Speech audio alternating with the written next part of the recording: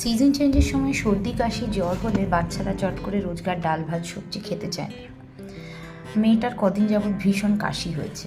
শীতের পরপর হুট করে এই গরমটা পড়ে যাওয়ায় ঠান্ডাটা লেগে গেছে, ঘাম বসে, সঙ্গে অল্প অল্প সর্দিও রয়েছে। তাই ভাত ডাল সবজি মাছ মাংস এসব কিছুই খেতে চাইছে না। তাই আজ ভাবছি একটু সবজি খিচুড়ি করে দেবো ওকে। এই সময়টাতে এই ধরনের ভাইরাল ইনফেকশন অনেকেরই হচ্ছে, বড়দের সঙ্গে বাচ্চাদের তো বটেই।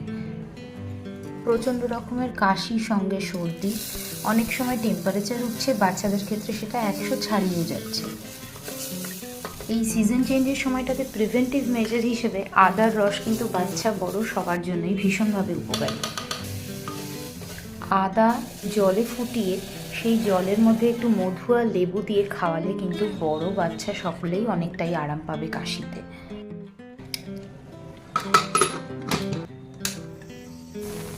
কথায় কথায় রান্নাটাও হয়ে রইল। মেয়ে স্কুল থেকে ফিরলেই ওর জন্য তৈরি গরম গরম খিচুড়ি।